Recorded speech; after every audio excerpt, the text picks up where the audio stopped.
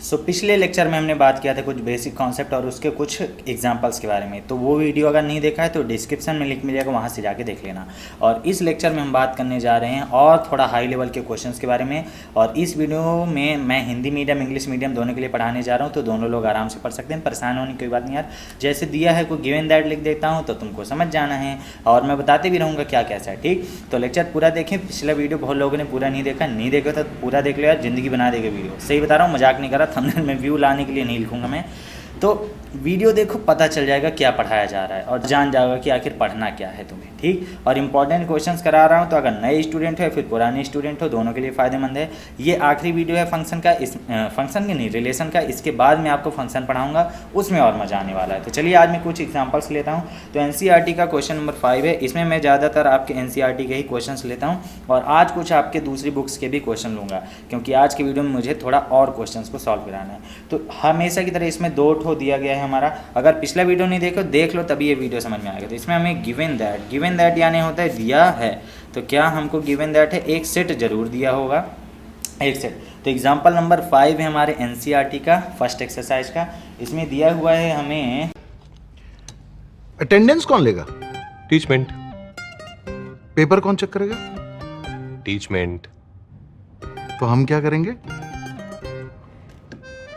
आप बस बच्चों का सिलेक्शन कराइए सर, बाकी सब टीचमेंट कर लेगा।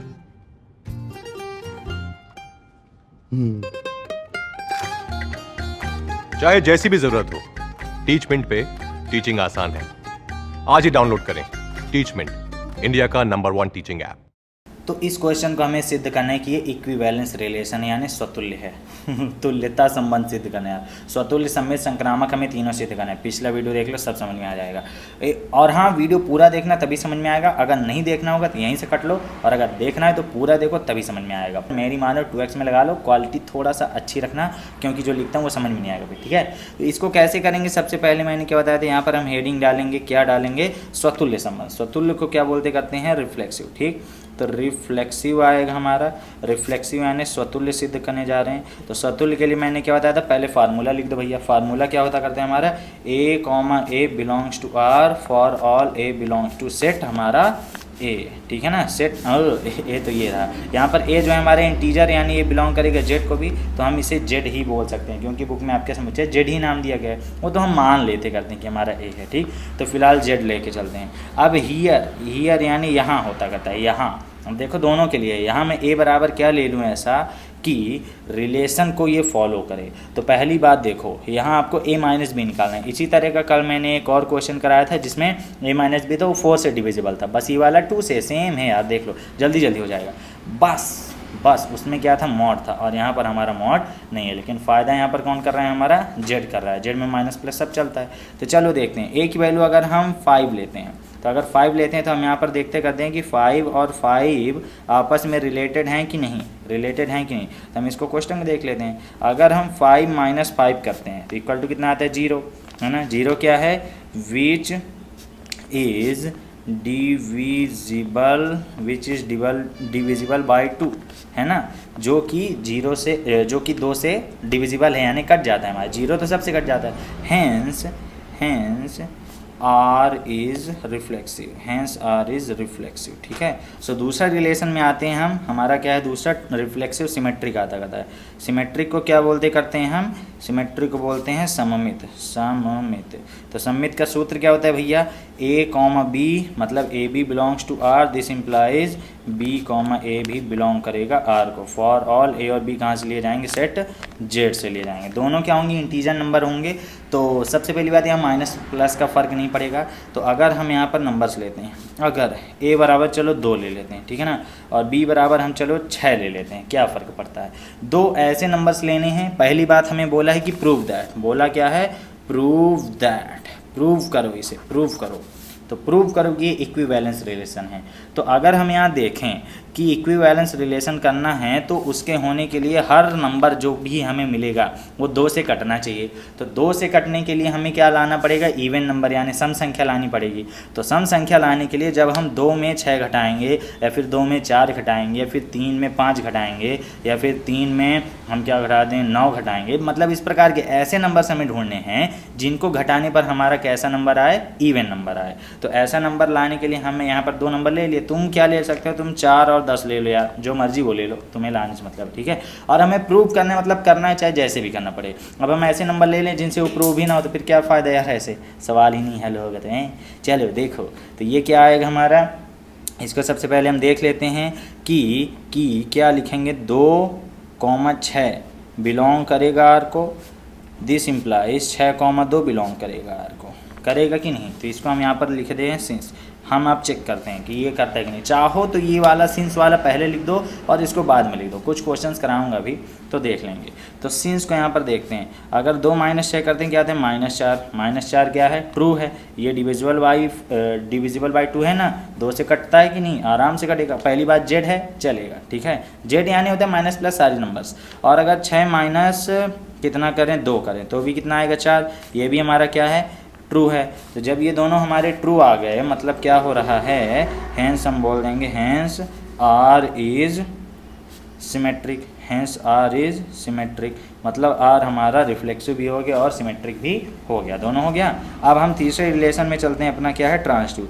और अगर कोई रिलेशन हमारा रिफ्लेक्सिव सिमेट्रिक ट्रांजिटिव तीनों हो गया मतलब वो क्या है हमारा इक्विवेलेंस रिलेशन यानी तुल्यता संबंध है।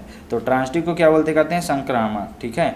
तो संक्रामक कैसे आएगा हमारा, चलो तो संक्रामक का सबसे पहले हम क्या लिखेंगे यहाँ पर, फार्मूला क्या होता है हमारा, ए बी बिलोंग्स टू, और संक्रामक में 3 सेट लेने पड़ते करते हैं, 3 एलिमेंट लेने पड़ते हैं।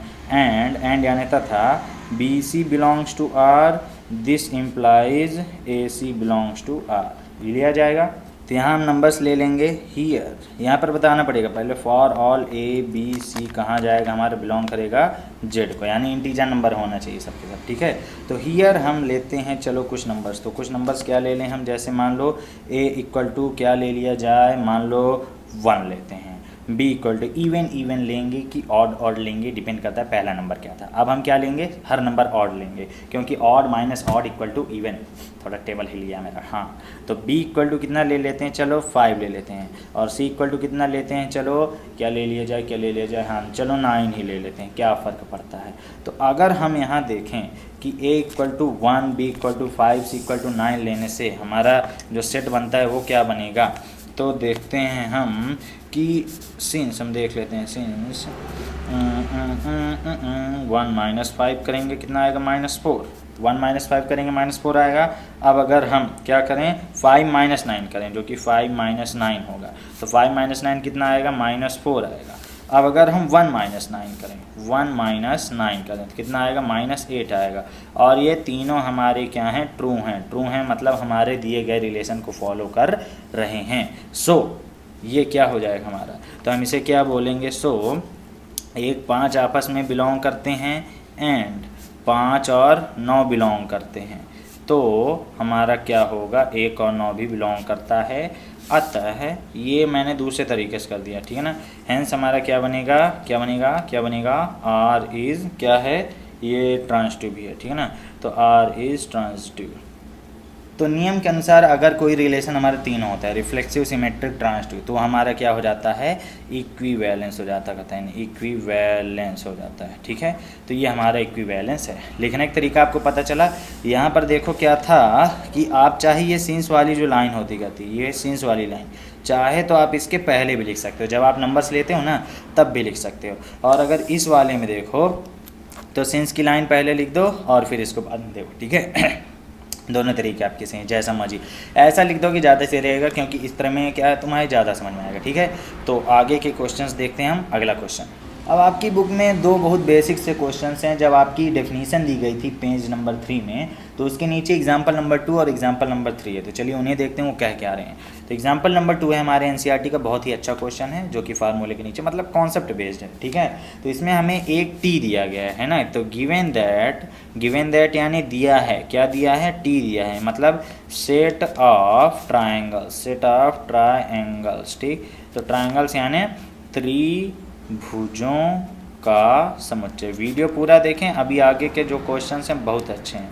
तो त्रिभुजों का समुच्चय दिया हुआ है, त्रिभुजों का समुच्चय है, और हमें जो रिलेशन दिया है वो कुछ ऐसा दिया हुआ है कि दो सेट मतलब दो ट्राइंगल है T1 और T2, वो दोनों एक दूसरे के हैं। T1 T2 के सर्वांग सम है, सर्वांग, अरे मुझसे सर्वांग सम लिखते नहीं बनता यार, सर्वांग सम है, ठीक है ना। सर्वांग सम यानी कॉन्ग्रुएंट है, ठीक है ना।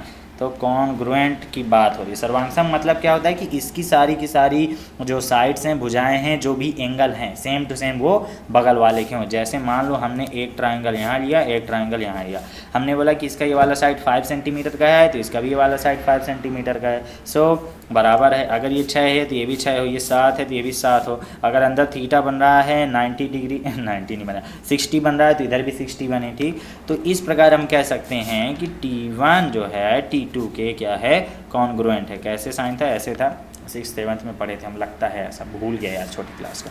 तो यहाँ पर कॉन्ग्रुएंट की बात चली, तो इसको हमें प्रूव करना है, ये एक तुल्यता संबंध है, यानी इक्विवेलेंस रिलेशन है। तो चलो देखते हैं। तो सबसे पहले हम कौन सा करेंगे, रिफ्लेक्सिव।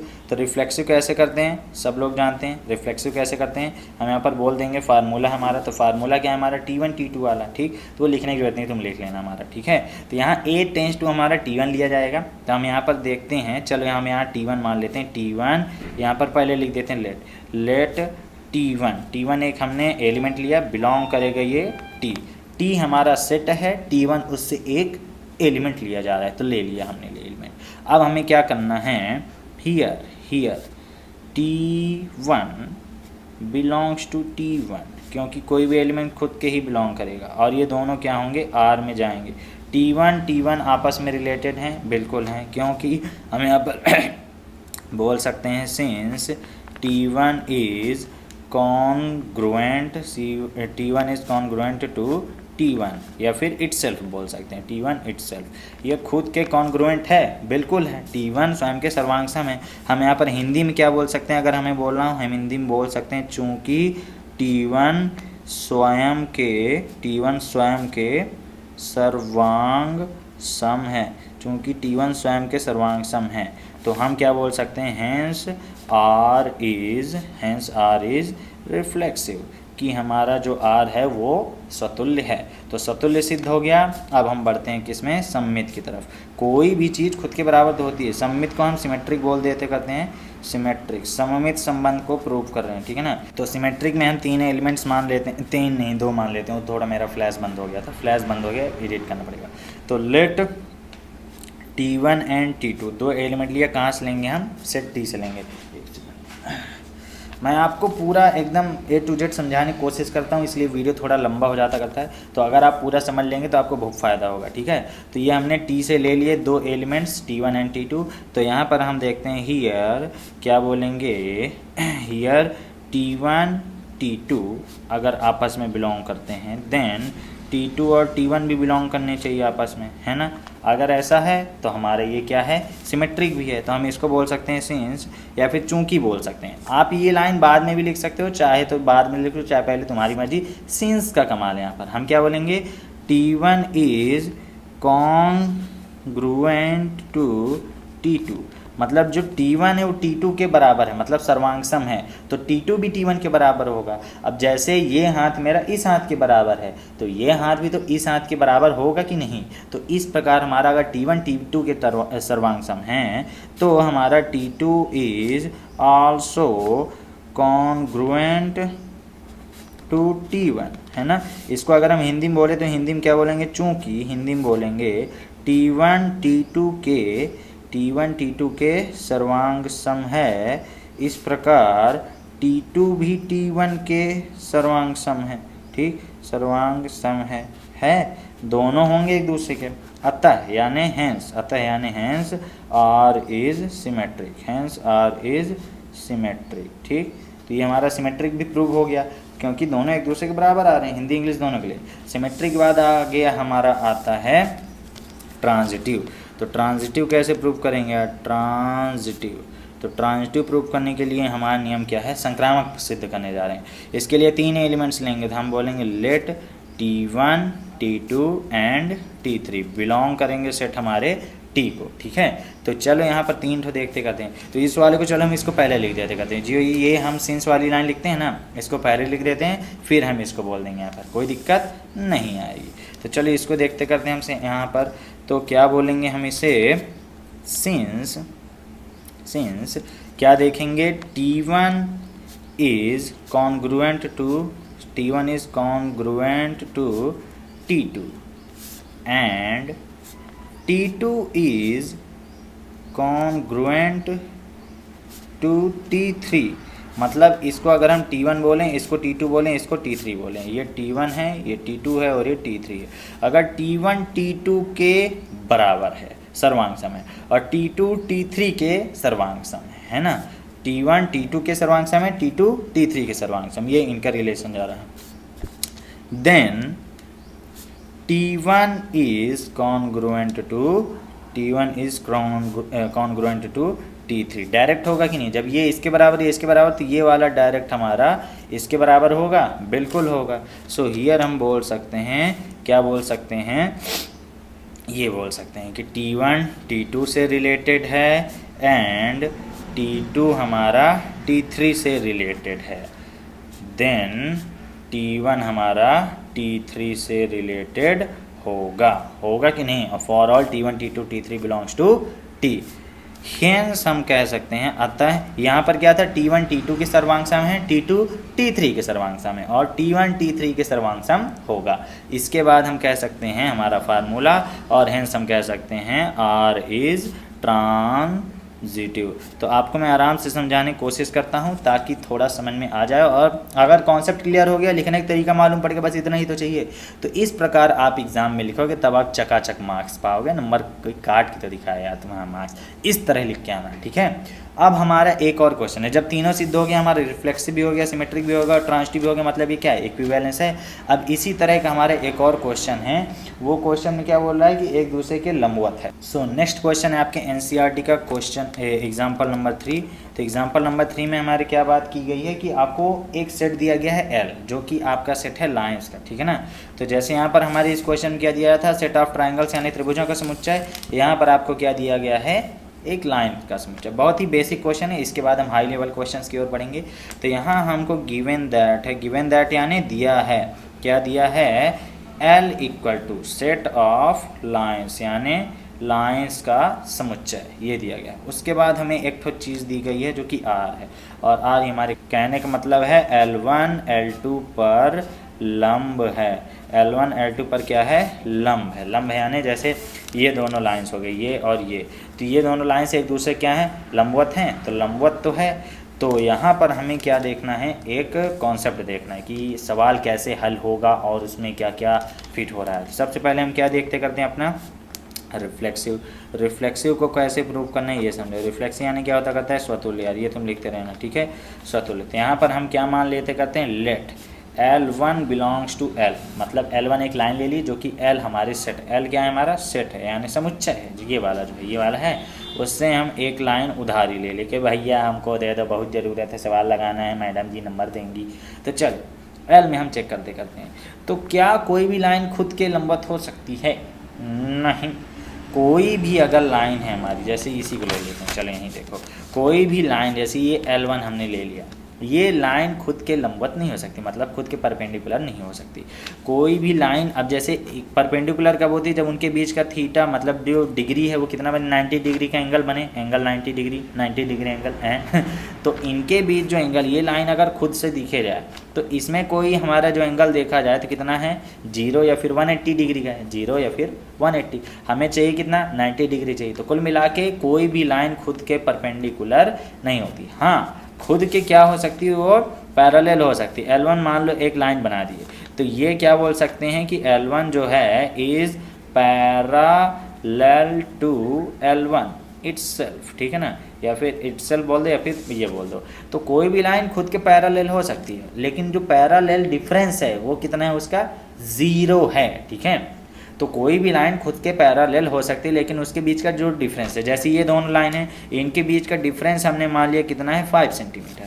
तो अगर ये 5 सेंटीमीटर डिफरेंस को हम 0 कर दें तो ये दोनों एक दूसरे के ऊपर नहीं आ जाएंगे, ऐसे हो जाएंगे एक देने के, ठीक है।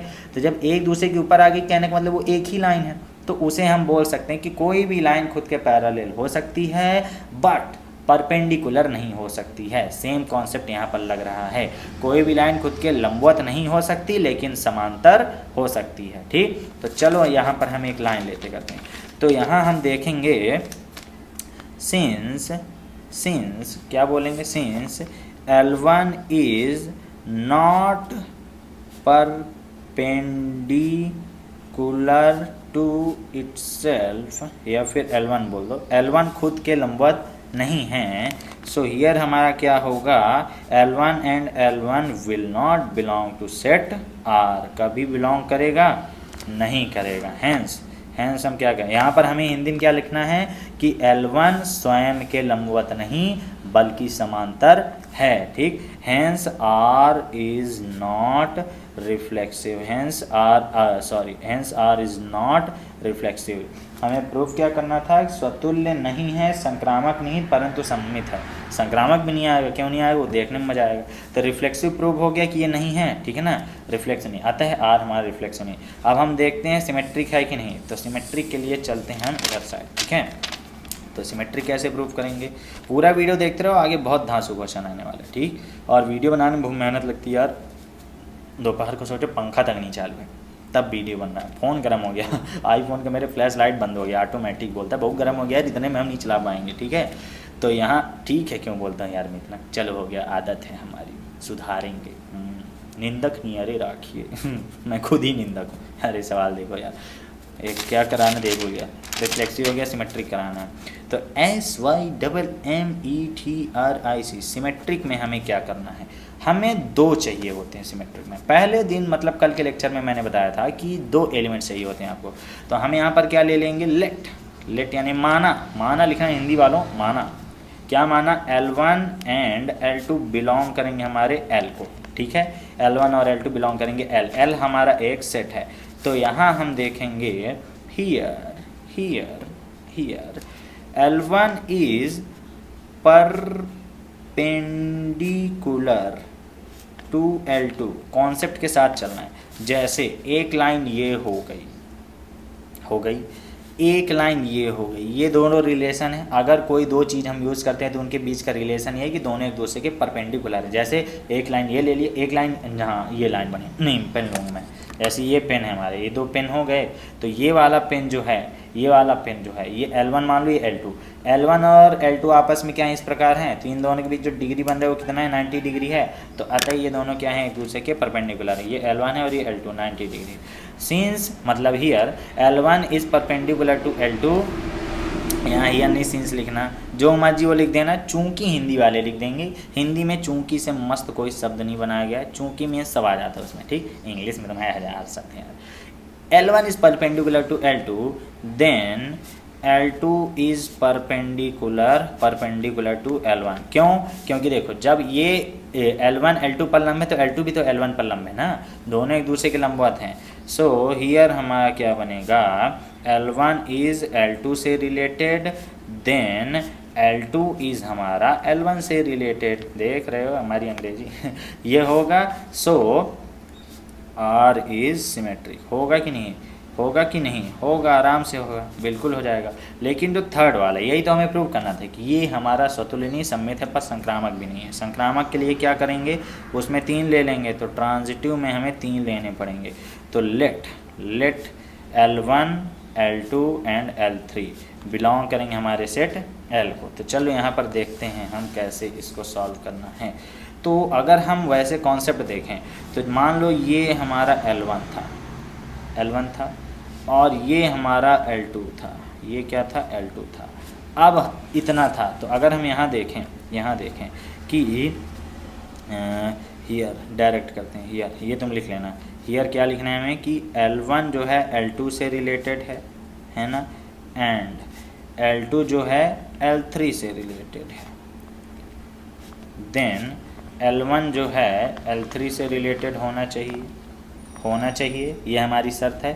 बट L1 L2 पर लंब अगर हम करते हैं, L1 L2 पर लंब है, बिल्कुल सही। अब L2 को L3 के लंबवत बनाना है, तो एक और लाइन में हमें बनानी पड़ेगी L3 जो कि L2 के परपेंडिकुलर होगी। ये लाइन बनी L3 जो कि L2 के परपेंडिकुलर है, दोनों एक दूसरे के लंबवत हैं।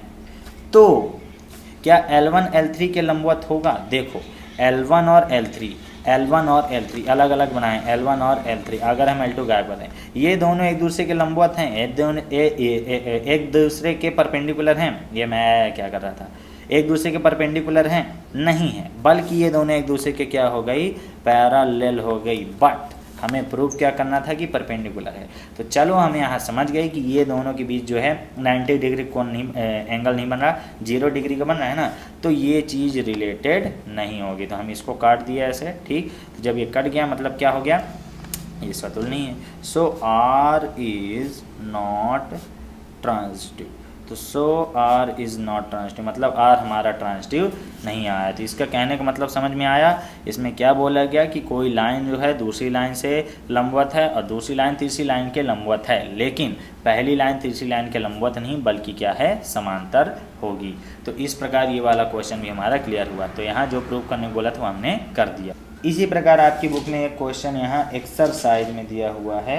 एक्सरसाइज में जो आपका 12 हो गया, 13 और 14 प्रश्न है, इसमें तीनों में इसी तरह करना है, ठीक है। तो इसी तरह आपको करना है। लिखने का तरीका आपको समझ में आ ही गया किस तरह लिखना है। नोट्स जरूर बनाए रखें, और हाँ वीडियो जब देख रहे हैं तो साथ में कॉपी पेन लिए रहें, जो चीज़ समझा रहा हूँ उसे नोट करते जाएँ वीडियो पॉज कर करके, ठीक। और नॉइज़ जो आ रहा है उसके लिए माफ़ी, क्या किया जाए, घर ही ऐसी जगह में हमारा।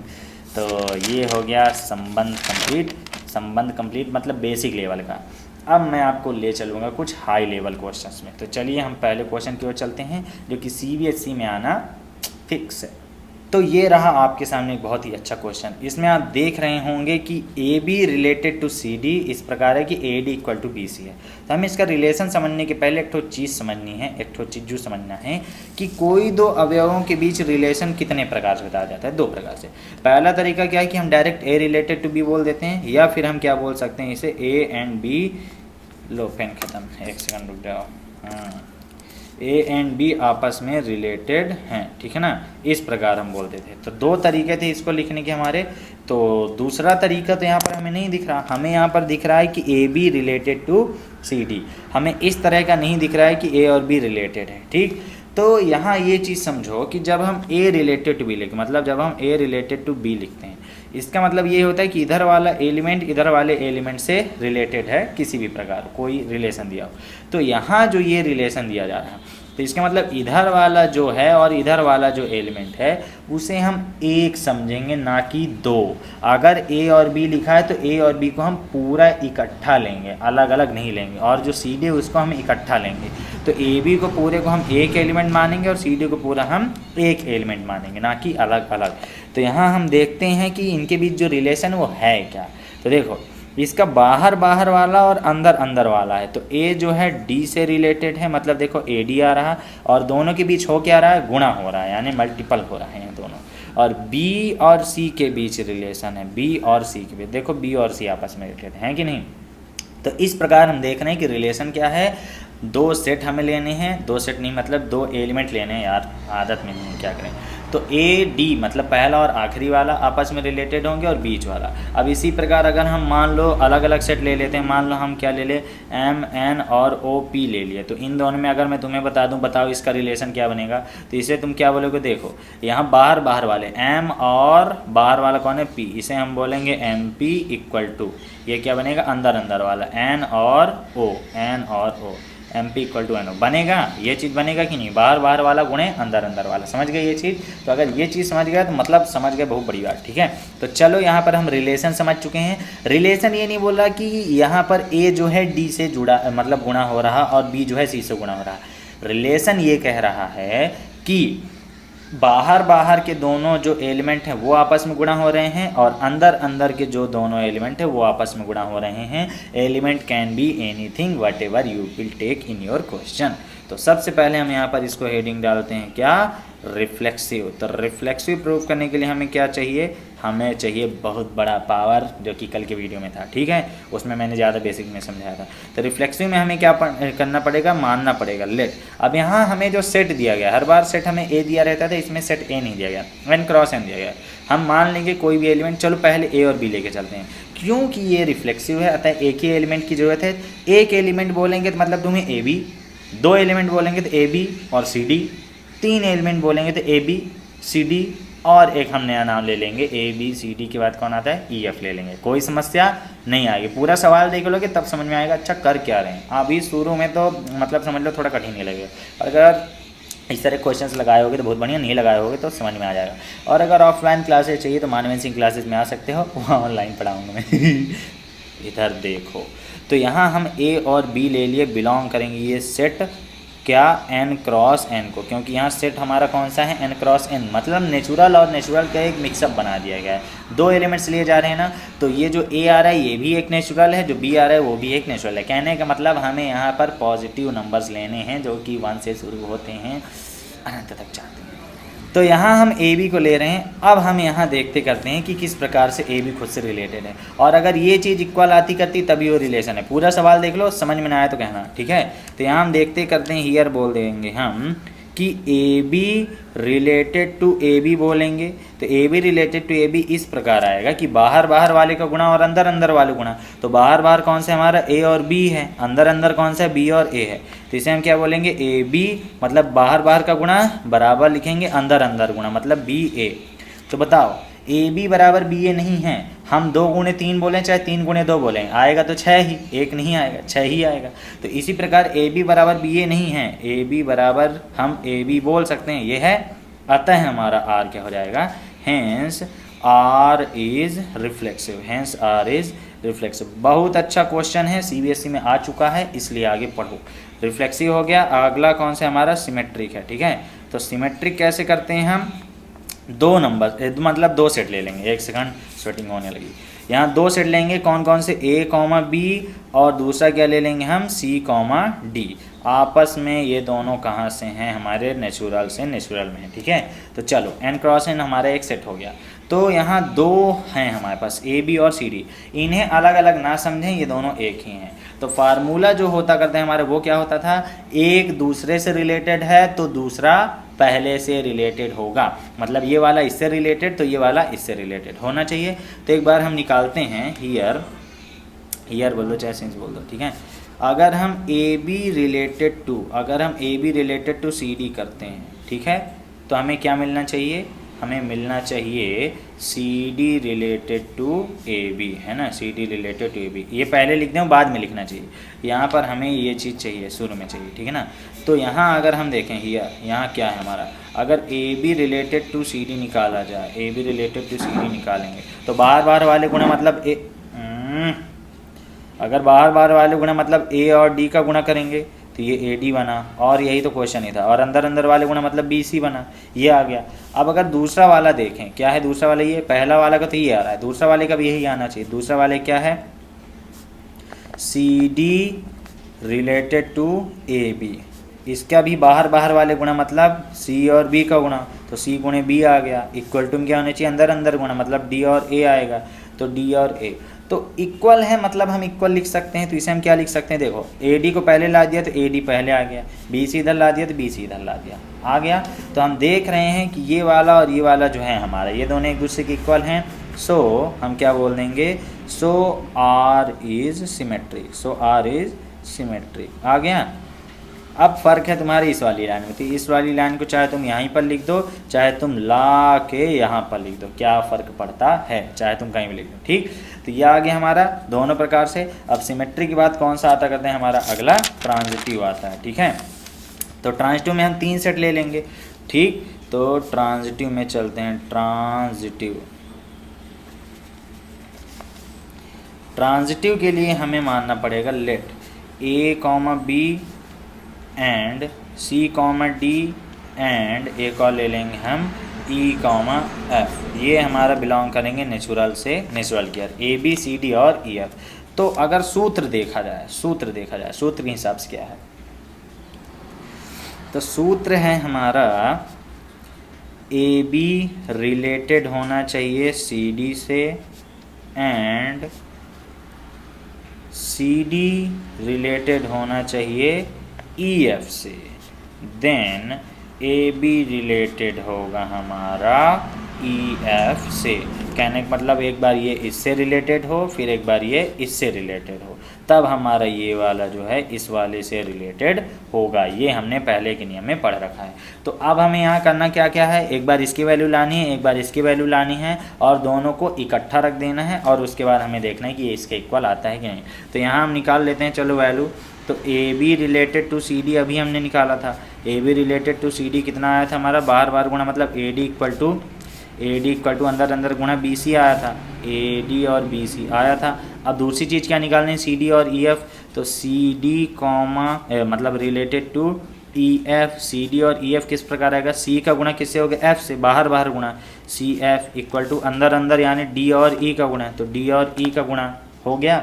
अब उसके बाद देखो क्या आएगा हमारा, ये वाला है, मतलब ए बी जो है रिलेटेड होना चाहिए किससे, ई एफ से। तो A B related to E F कैसे आएगा, बाहर बाहर गुणा, मतलब ए और एफ का गुणा, तो ए और एफ का गुणा, अंदर किसका होगा, डी और ई का गुणा, तो डी और नहीं डी नहीं, ये बी है, तो बी और ई का गुणा, बी और ई का गुणा हो गया। तो इतना आ गया हमारा, ये सारी की सारी वैल्यू उठा के ऊपर रख दो। सो कितना आ जाएगा, A B related to C D कितना है हमारा, A B related to C D A D equal to B C आया, and C D related to E F कितना है हमारा, C F equal to D E आया।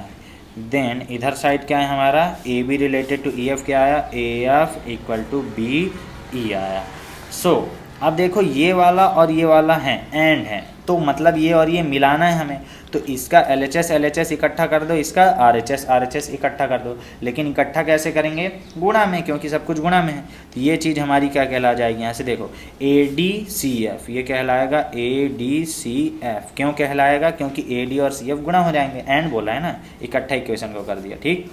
Equal to में क्या आ जाएगा, BCDE, और इधर साइड क्या है हमारा, AF इक्वल टू BE। आ गया, इतना आ गया। अब देखो हमें ये बराबर ये सिद्ध करना है, तो यहाँ देखो जो A है इधर है नहीं, D है इधर है बिल्कुल है, तो D कैंसिल हो गया, C इधर है, C इधर है, कैंसिल हो गया। देखो बचा क्या, AF इक्वल टू BE बचा, इधर साइड क्या बचा, AF इक्वल टू BE बचा। और ये चीज़ जब हमारी आ जाती है तो हम कह देते हैं hence R is transitive, hence R is transitive, मतलब अतः R हमारा संक्रमित है, संक्रमित नहीं संक्रामक है, कोरोना चल रहा है। तो इस प्रकार हमने देखा कि ये क्वेश्चन कितना अच्छा है और इसको किस प्रकार किया गया है। तो सबसे पहले यहाँ पर हम देखते हैं कि जब स्टार्ट हुआ तो यहाँ R बराबर दिया रहेगा हमें AD इक्वल टू BC, ठीक, दो टपल का यहाँ पर बन रहा है। उसके बाद रिफ्लेक्सिव, सिमेट्रिक और हमें ट्रांजिटिव प्रूव करना है, ठीक है। तो रिफ्लेक्सिव प्रूव करने के लिए हमने एक सेट ले लिया जिसे हम क्या बोला, A और B बोला। उसके बाद हमने AB रिलेटेड टू AB किया और हमारा वैल्यू सेम टू सेम आया, तो हमने बोल दिया अतः R रिफ्लेक्सिव है। उसके बाद सिमेट्रिक देखते हैं, तो सिमेट्रिक में हमने क्या देखा कि AB और CD दो सेट हमने ले लिए, तो AB और CD को रिलेटेड बनाया, तो ये दोनों एक दूसरे के इक्वल आ गए, तो हमने ये कह दिया ये वाली लाइन चाहे तो यहाँ पर लिख देना, चाहे ऊपर ही रहने दो, तुम्हारी मर्जी, ठीक। इसके बाद हम तीसरे वाले में आ गए ट्रांजिटिव में, ठीक है। तो ट्रांजिटिव में हमने देखा कि क्या है कि तीन सेट लिए गए ABCD और EF, तीनों का हमने एक बार ये वाला इससे रिलेटेड, एक बार ये वाला इससे रिलेटेड, तो फिर आखिरी में पहला वाला तीसरे से रिलेटेड होता है। तो ये सब हमने लिया नेचुरल से नेचुरल वाले में, ठीक। तो इनमें हमने देखा सबकी वैल्यू निकाली, वैल्यू निकाल के रख दी, और वैल्यू निकाल के रखने के बाद हमने ये देखा कि एंड है तो ये LHS इकट्ठा कर दिया, RHS इकट्ठा कर दिया, इकट्ठा करने के बाद जो कैंसिल हो रहा था काट दिया, और ये बराबर ये प्रूव हो गया, हैंस R इज़ ट्रांजिटिव। तो बहुत ही अच्छा क्वेश्चन था। इसी की तरह बहुत सारे क्वेश्चन हैं आपके, तो अगला वाला क्वेश्चन में मैं आपको ले चलता हूँ। क्वेश्चन नंबर 2 सेम इसी तरह है, बस इस वाले में क्या था, प्लस कर रहे थे, इनटू कर रहे थे, इस वाले में क्या करेंगे हम प्लस। तो कहने का मतलब जो आर दिया हुआ है हमें वो कुछ ऐसा है कि A B related to C D. तो हमें ए बी सी डी नहीं पकड़ना है, हमें उसके नियम को पकड़ना है, आखिर ये कर क्या रहा है। तो पिछली बार क्या नियम था कि बाहर बाहर वालों का गुणा बराबर अंदर अंदर वालों का गुणा। इस बार क्या करेगा ये, बाहर बाहर वालों का योग मतलब A plus D equal to अंदर अंदर वालों का योग मतलब बी प्लस सी। तो हमें उसका नियम पकड़ना है कि वो नियम क्या कह रहा है, बस इतना समझ गए तो काम खत्म यार, और कुछ नहीं समझना रहता। ठीक है, तो चलो हम यहाँ पर जब और ये भी हमारा एन क्रॉस है मतलब नेचुरल से नेचुरल का। ठीक है, तो ये जिसके समझ में नहीं आ रहा तो 11th की बुक उठाओ, समझ में आ जाएगी ये कह क्या रहा है। ठीक है, और अगर समझ में आ रहा है तो कमेंट में बताओ हाँ आ रहा है, नहीं आ रहा तो पूछ लेना यार, बता देंगे। तो चलो सबसे पहला क्या है हमारा रिफ्लेक्सिव यानी स्वतुल्य, हिंदी इंग्लिश दोनों के लिए। अभी वीडियो में बने रहो, बहुत धांसू क्वेश्चन आने वाले हैं। तो रिफ्लेक्सिव के लिए हम क्या करने जा रहे हैं, मानेंगे। तो माना को क्या बोलते हैं इंग्लिश में लेट, हिंदी वाले माना लिख देना, इंग्लिश वाले लेट लिख देना। मैथ में यार हिंदी मीडियम इंग्लिश मीडियम कुछ होता ही नहीं, क्योंकि रिफ्लेक्सिव यानी स्वतुल्य बस इसलिए बताता रहता हूँ मैं। ठीक है, तो यहाँ पर देखो लेट क्या करेंगे, एक सेट मानेंगे मतलब ए और बी मानेंगे। अरे यार सेट नहीं है एलिमेंट, ये कहाँ से मानेंगे हम, एन क्रॉस एन से मानेंगे। मान लिया कि नेचुरल नंबर्स का एक सेट है हमारे पास, उससे एक एलिमेंट ए और बी आ गया। ये एक है ना कि अलग अलग है, समझे रहे ना। तो हम देखते हैं A B related to A B करना पड़ेगा। तो जब A B related to A B करेंगे तो ये क्या आएगा हमारा, ये क्या आएगा, बाहर बाहर वालों का योग और अंदर अंदर वालों का योग। तो बाहर बाहर वाले कौन कौन से, देखो इधर ए है और इधर बाहर कौन है, बी है। तो कहने का मतलब ए प्लस बी हुआ इक्वल टू क्या आएगा हमारा, अंदर अंदर वालों का योग मतलब बी और ए। तो बी और ए का योग करेंगे मतलब बी प्लस ए आएंगे। और अगर तुम गणित के हो तो आराम से समझ में आ रहा है कि ये इक्वल ही तो होता है। इसे हम A plus B equal to A plus B आराम से लिख सकते हैं। तो यहाँ पर हम क्या बोल देंगे, हैंस आर इज रिफ्लेक्सिव। अतः आर हमारा क्या है, स्वतुल्य है। जो बोलते हैं सुना करो। ठीक है, अब दूसरे में हम चलते हैं, कौन सा, संक्रामक नहीं सममित यानी सिमेट्रिक में चलते हैं। तो सिमेट्रिक में हमारा क्या होगा, दो एलिमेंट्स लेने पड़ेंगे। तो दो एलिमेंट्स क्या होंगे, ए बी पहला एलिमेंट, ये दो नहीं है ये एक है, ए बी पहला हो गया। इसके बाद सी डी हम लेंगे दूसरा, और दोनों ले कहाँ से रहे हैं, एन क्रॉस एन से ले रहे हैं। उसी प्रकार है पूरा क्वेश्चन सेम टू सेम करना है। इसमें हर जगह जहाँ जहाँ गुणा था, जैसे गुणा किए थे पूरा यहाँ पर प्लस प्लस कर देंगे। तो फार्मूले के अनुसार A B related to C D होगा, फिर C D related to A B होगा।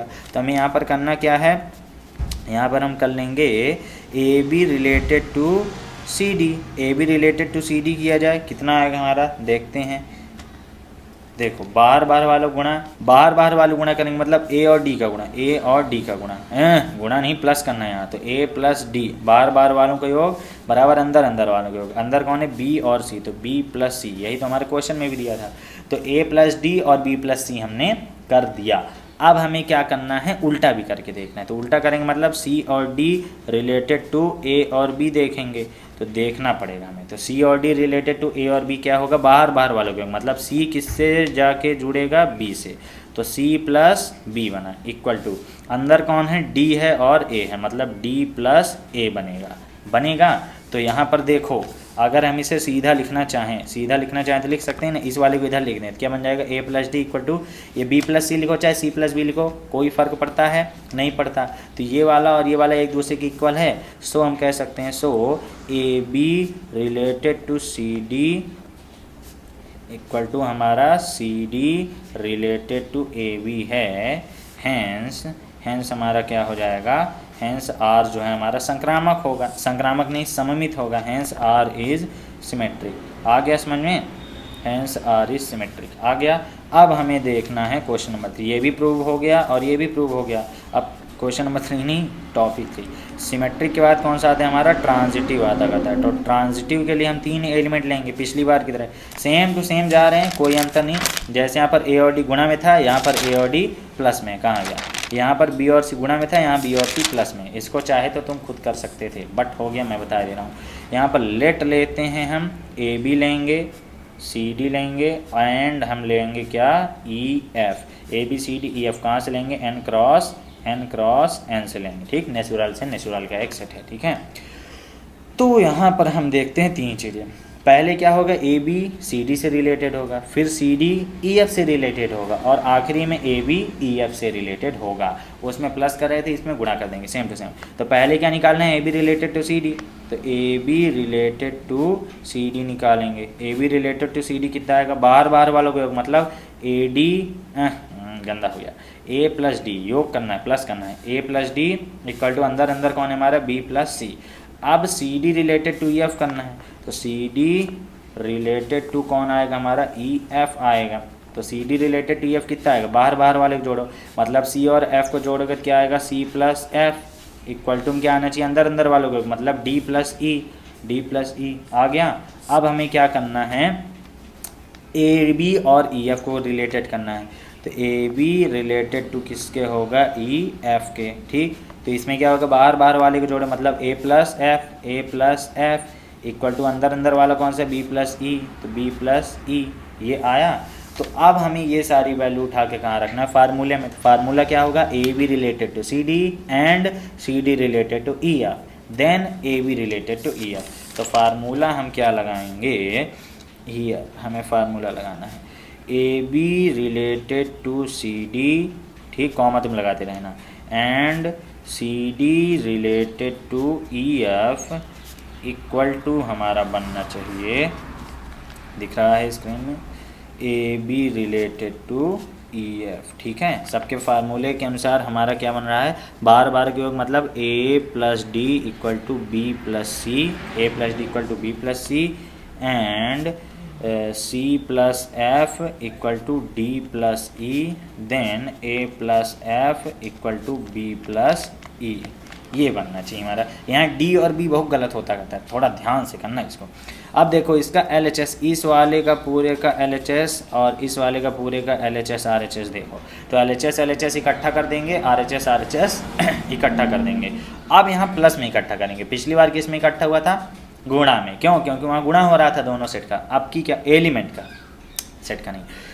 यहाँ क्या आ जाएगा, देखो ए प्लस डी प्लस में क्या आ जाएगा, इसका एल एच एस ये है, तो सी प्लस एफ, बीच में इक्वल टू राइट को जोड़ दें यहाँ पर, तो बी प्लस सी प्लस में क्या आ जाएगा, डी प्लस ई, और इक्वल आना चाहिए A plus F equal to B plus E के इक्वल आना चाहिए। तो चलो देखते हैं यहाँ पर तो कौन कौन सा कट रहा है। देखो ए इधर है कहीं नहीं है, डी इधर है कहीं बिल्कुल है, तो डी इधर भी कट गया, सी इधर भी कट गया। जैसे उस बार डी और सी डी कटा था, इस बार भी सी डी कटा है, तो बचा क्या, A plus F equal to B plus E, उधर साइड क्या है, A plus F equal to B plus E, और ये दोनों हमारे इक्वल आ रहे हैं। So we can say that hence R is transitive आया कि नहीं, आ गया, बिल्कुल आ गया। इजी था, इजी नहीं था, बस कॉन्सेप्ट समझ में आ जाए कि रिलेशन बोल क्या रहा है हमें, तो हम समझ जाते कहते हैं, ठीक है। तो ये दूसरे टाइप में सॉल्व हो रहे हैं सभी।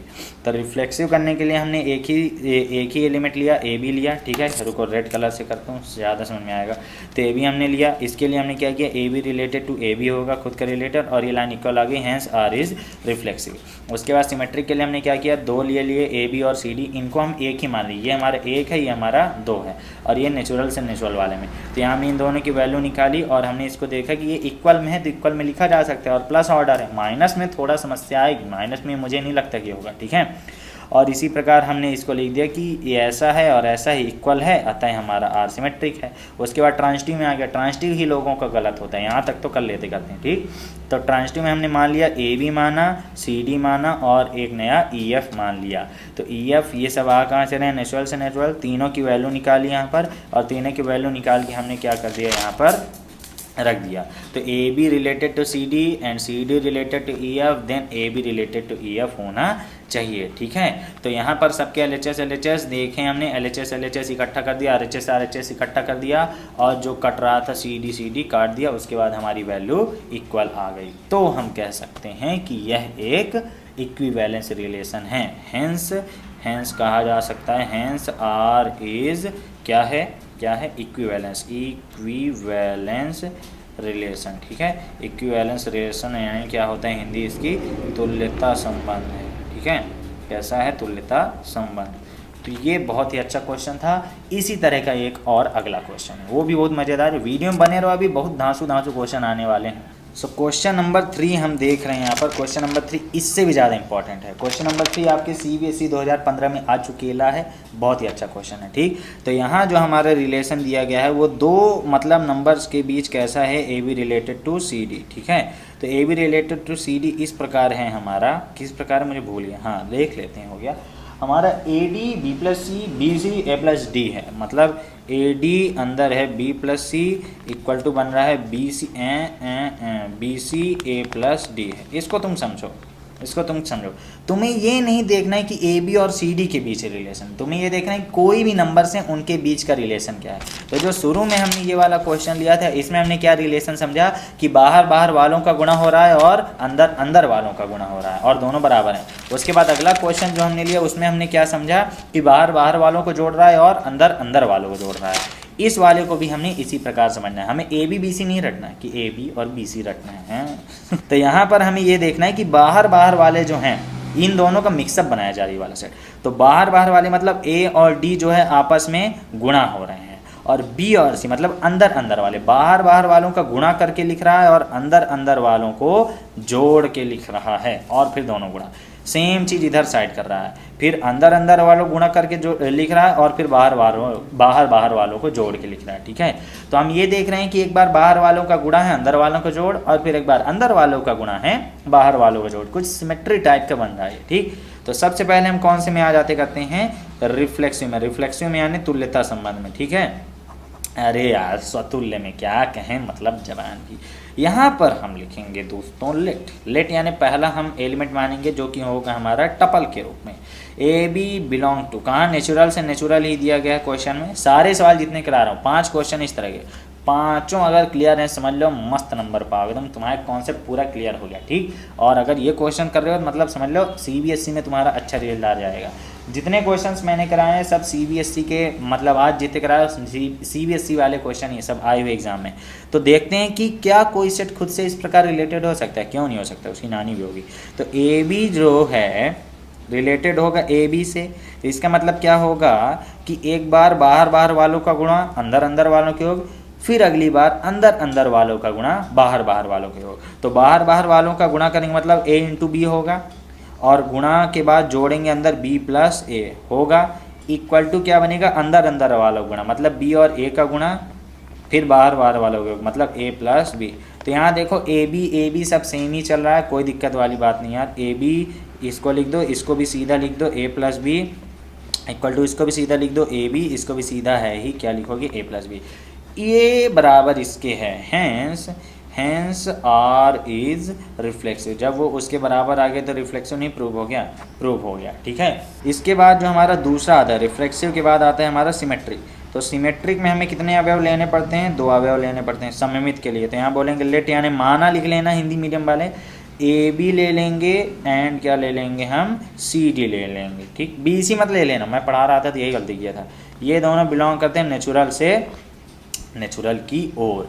तो यहाँ पेन आ गया माइक में, मतलब ऑडियो थोड़ा गड़बड़ था। ठीक है, यहाँ देखते हैं हम यहाँ, तो एक बार AB जो है CD से रिलेटेड होगा और एक बार CD जो है AB से रिलेटेड होगा।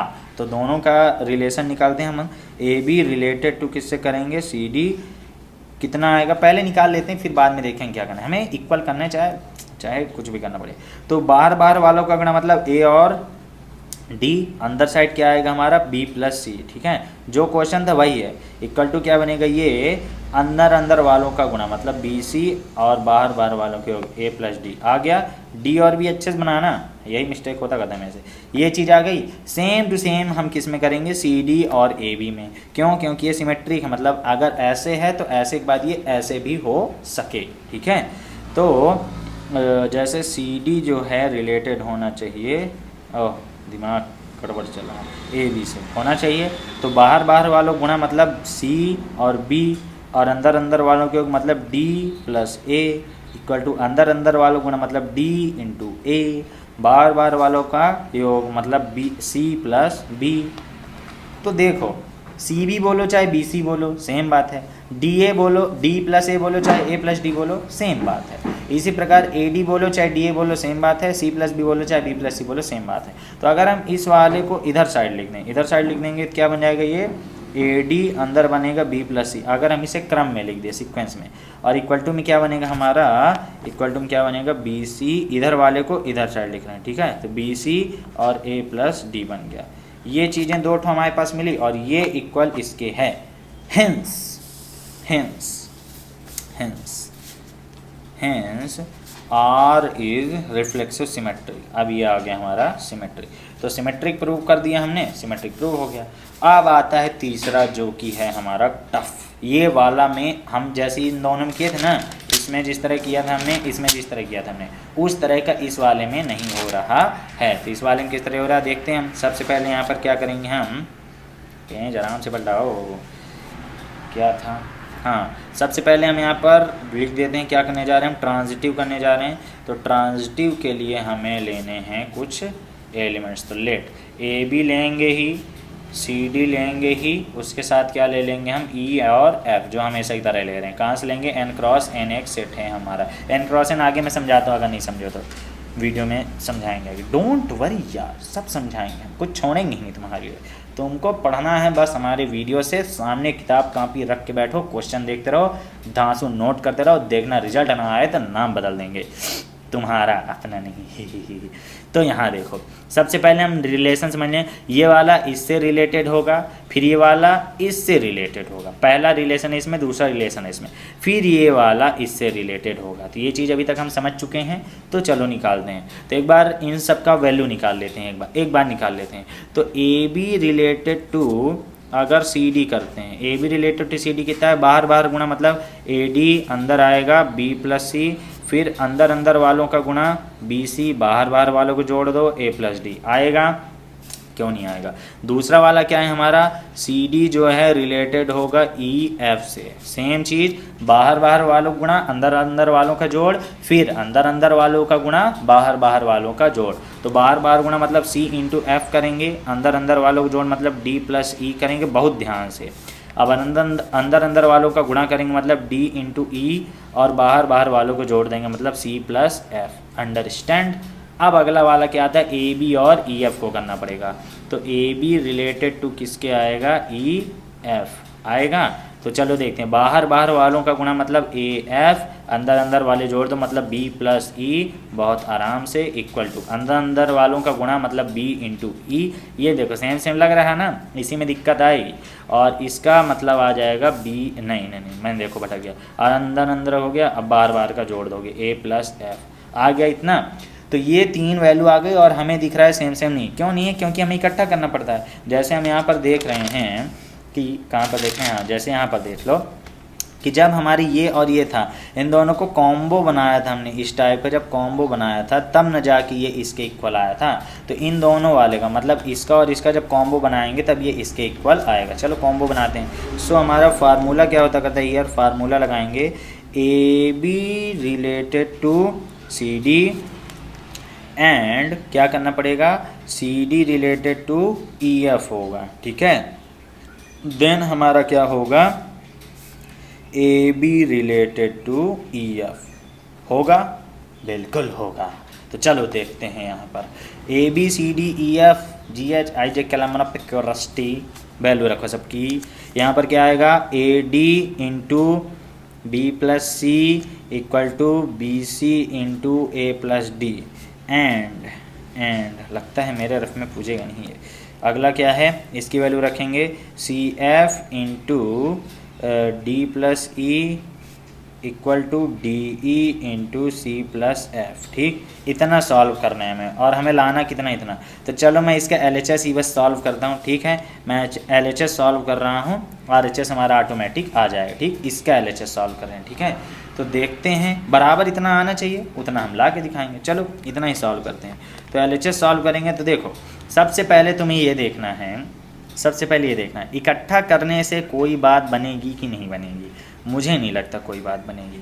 तो नियम के अनुसार हमें यहाँ पर क्या करना है, भाग देना। देखो यहाँ पर हमें ए डी और BC दिख रहा, यहाँ भी हमें BC और AD दिख रहा। तो अगर हम इस पूरे में ABCD का भाग दे दें और इस पूरे में हम CDEF का भाग दे दें, है ना, ABCDEF होता है, तो यहाँ सभी में देख रहे हैं CDEF मिल रहा है, यहाँ सभी में देख रहे हैं ABCD मिल रहा है। तो यहाँ एक ही बात आपको ध्यान में रखना है कि हमें करना क्या होता है, यहाँ भाग देना पड़ता करता है। तो जैसे ही भाग देंगे कुछ कुछ कटेगा और अलग अलग करेंगे, अलग अलग करने के बाद LHS इकट्ठा RHS इकट्ठा और काट के रख देंगे।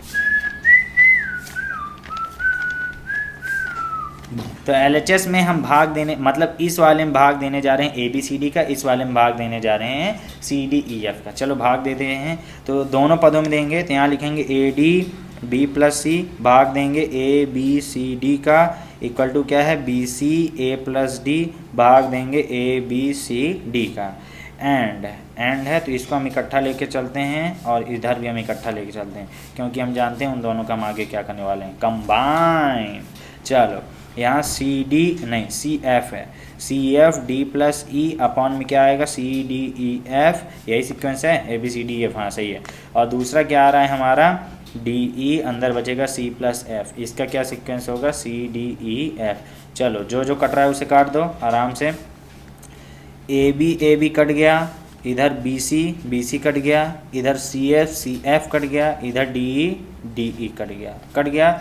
अब जो जो बचा उसे लिखो और लिखने के बाद अलग अलग करो। तो बचा क्या हमारा B + C अपॉन में CD बचा, जो ऊपर बचेगा वही नीचे बचेगा, देख लेना बड़ा मस्त मज़ा आएगा। A + D बचा, नीचे AD बचेगा ही बचेगा, बिना सोचे तुम लिखो यार। एंड ऊपर है D + E बचा है तो मतलब नीचे DE ही बचेगा, इक्वल टू C + F बचा है तो नीचे CF ही बचेगा, बाकी तो हमने काट डाला। अब इनको अलग अलग करते हैं, तो अलग अलग करेंगे फिर कुछ ना कुछ कटेगा। तो देखो जब अलग अलग करेंगे तो B/CD, यहाँ थोड़ा मिस्टेक हो गया है, होता है, नीचे से देखते हैं, इतना मत देखना, ठीक है। तो यहाँ से देखो तो B/BC अलग किया प्लस C/BC अलग किया, इक्वल टू क्या है A/AD अलग किया प्लस D/AD अलग किया। वाह। एंड हमें क्या करना है D/DE plus E/DE equal to C/CF plus F/CF, इतना किया हमने। अब जो जो कट रहा है उसे काट दो। देखो B से B कट गया, C से C कट गया, A से A कट गया, D से D कट गया, D से D कट गया, E से E कट गया, C से C कट गया, F से F कट गया। बचा क्या क्या, यहाँ देखो 1/C बचा, यहाँ 1/B बचा, इक्वल टू 1/D बचा प्लस 1/A बचा, एंड 1/E बचा प्लस 1/D बचा, इक्वल टू 1/F बचा प्लस 1/C बचा, ठीक है, इतना बचा। अब नियम के अनुसार LHS इकट्ठा कर देना है और RHS इकट्ठा कर देना है, लेकिन प्लस हो रहे हैं तो प्लस में इकट्ठा करेंगे। तो LHS इकट्ठा करो तो ये वाला और ये वाला इकट्ठा आएगा, मतलब 1/C प्लस 1/B, इसको ला के इधर प्लस कर देंगे तो plus 1/E plus 1/D equal to क्या आएगा हमारे, ये वाला पूरा रहेगा ही, तो 1/D प्लस 1/A, ठीक है ना, ये D है ये A है, प्लस में क्या आ जाएगी इसका right hand side 1/F plus 1/C।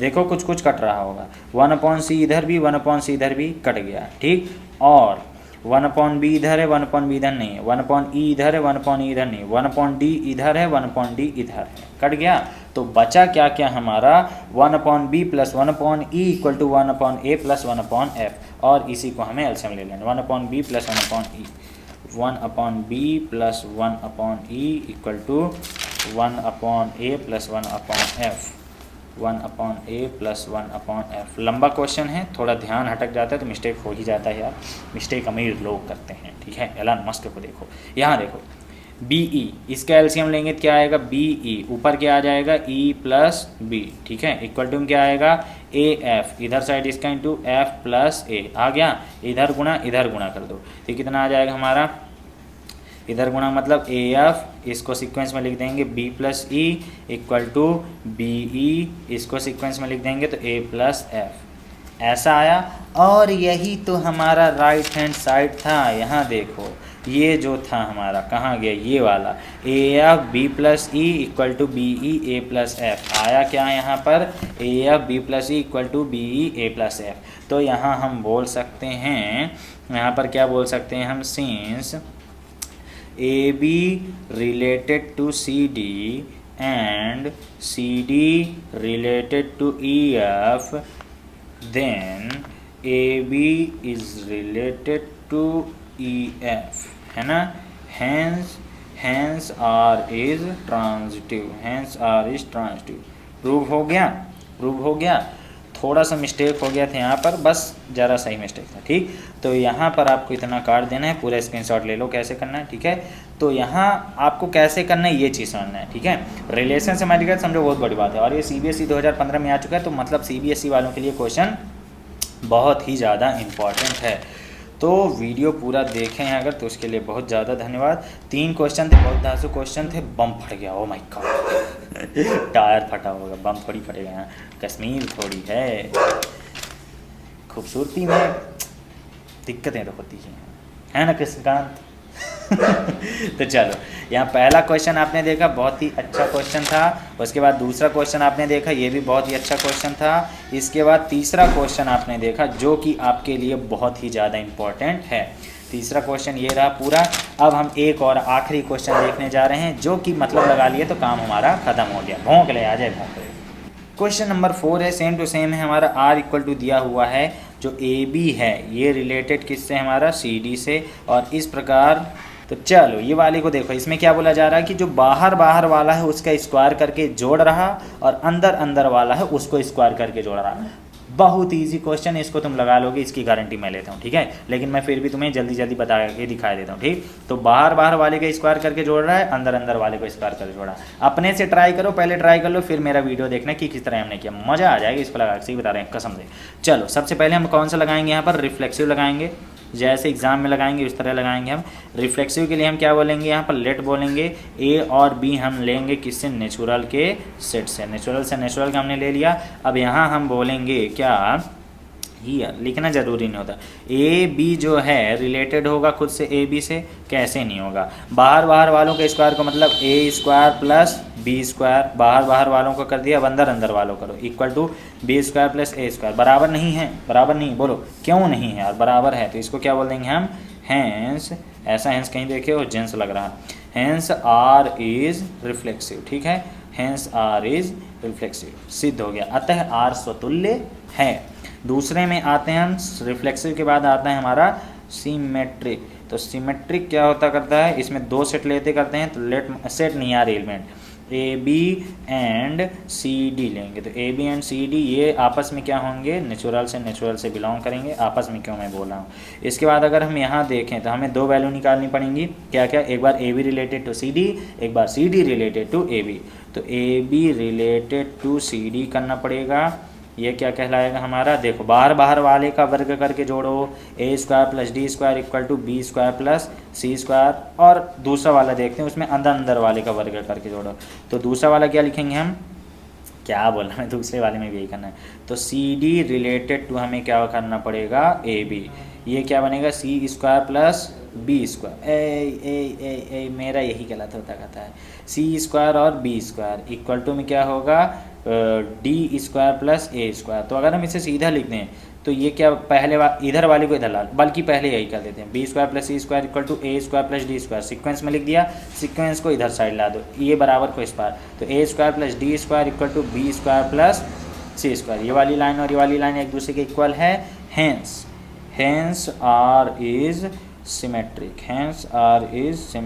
आ गया, R सिमेट्रिक भी आ गया। अब हम क्या इसको प्रूव करेंगे, ट्रांजिटिव। तो ट्रांजिटिव होगा कि नहीं, बिल्कुल बहुत सरल है, अभी तक जितना क्वेश्चन लगा सबसे सरल यही वाला है, इसीलिए लास्ट में करा रहा हूँ ताकि तुम लोग भी कर लो, ठीक। तो ट्रांजिटिव प्रूव करने के लिए हमने क्या देखा कि हमें 3 सेट चाहिए होते हैं, लेट AB, ये का second, let AB CD and एक और ले लेंगे हम क्या, EF इक्वल टू, मतलब ये रिलेटेड कहाँ से होंगे, एक दूसरे से n क्रॉस n से।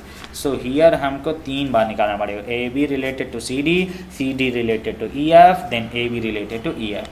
तो AB रिलेटेड टू क्या लेंगे हम, CD, तो क्या आ जाएगा हमारा, वही आ जाएगा, बाहर का वर्ग A square plus D square, A square plus D square equal to अंदर का वर्ग मतलब B square plus C square. आ गया, थोड़ा ध्यान से करना पड़ेगा मुझे। अब CD रिलेटेड टू क्या करना पड़ेगा हमें, EF, यानी जो आखिरी वाला है EF, ये क्या आ जाएगा हमारा, C स्क्वायर प्लस बाहर वाला है एफ स्क्वायर, अंदर वाला कौन सा है D square plus E square. बहुत ध्यान से करना है। अब पहला और आखिरी कर दो, तो पहला क्या है हमारा ए बी रिलेटेड टू, आखिरी क्या है ई एफ। ये कितना आएगा A square plus F square equal to क्या आएगा अंदर वाला B square plus E square. जरा ध्यान से। अब हमें क्या करना है, फार्मूला लगाना है। फार्मूला क्या है हमारा A B related to C D है ना, and C D related to E F, then रुको एरो लगाते हैं, देन के लिए एरो। तो इधर साइड हमारा क्या आएगा A B related to E F आएगा। ठीक है, अब ये सारी वैल्यूज़ यहाँ पर रख दो। तो ए बी इसकी वैल्यू क्या आई A square plus D square equal to आया B square plus C square, and हम बोलेंगे इसका C square plus F square equal to B ना D square plus E square. बस यही गलत होता है मेरे से। अंदर A square plus F square equal to B square plus E square, इतना आया। अब ये एल एच एस इकट्ठा करोगे तो ये वाला जो हमारा ब्रैकेट है और ये वाला जो ब्रैकेट है हमारा, इसका एल एच एस साथ कर देना है और आर एच एस साथ कर देना है। तो इसका एल एच एस साथ आएगा तो क्या बनेगा A square plus D square plus C square plus F square, C square plus F square equal to क्या है हमारा R H S B square plus C square. अब इसका आर एच एस क्या है D square plus E square is equal to A square plus F square equal to B square plus E square.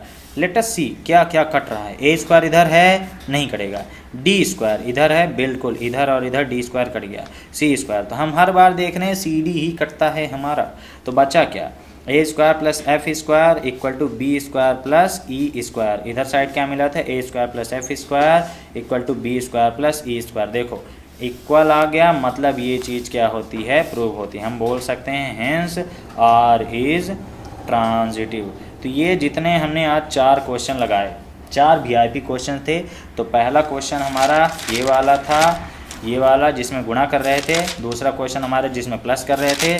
तीसरा question हमारा जिसमें गुणा और जोड़ दोनों रहे थे। और चौथा क्वेश्चन हमारा क्या है वर्ग करके जोड़ रहे थे, स्क्वायर करके। ठीक, तो ये 4 क्वेश्चंस अगर आप पढ़ें तो आपका रिजल्ट बढ़िया आ सकता है। और अगर इस पर बेस्ड क्वेश्चन आते हैं तो आप आराम से एग्जाम में कर लेंगे। ठीक है, तो इतने क्वेश्चन लगाने के बाद भी अगर एग्जाम में नंबर नहीं आए तो धिक्कार है तुम्हारी पढ़ाई पर। ठीक, तो और हमारे पढ़ाने पर भी इतने सारे क्वेश्चंस हो चुके हैं और उम्मीद करता हूँ आपको समझ में आए होंगे। और अगर यहाँ तक वीडियो में बने हो तो लाइक करके जाना यार, तुम्हारा भी फ़ायदा हो हमारा भी फ़ायदा हो। ठीक है, और बाकी चैप्टर्स के सभी के सल्यूशन मैं आपको इसी तरह कराने जा रहा हूँ। तो धीरे धीरे वीडियोज़ आते रहेंगे, 10-15 दिन के अंदर पूरा करा दूँगा। ठीक, 1-2 पार्ट तो पहले पार्ट का रिलेशन हुआ कंप्लीट। आने वाले लेक्चर में आपको मैं कराने जा रहा हूँ फंक्शन का। फंक्शन इजी है, इससे भी इजी, उसमें लिखना कम पड़ता है यार और ज़्यादा बड़े क्वेश्चन भी नहीं है। ठीक है, एनसीईआरटी के जो क्वेश्चन बहुत छोटे छोटे कॉन्सेप्ट बस समझना है। तो मिलते हैं हम आपसे अगले वीडियो में, तब तक के लिए बाय बाय।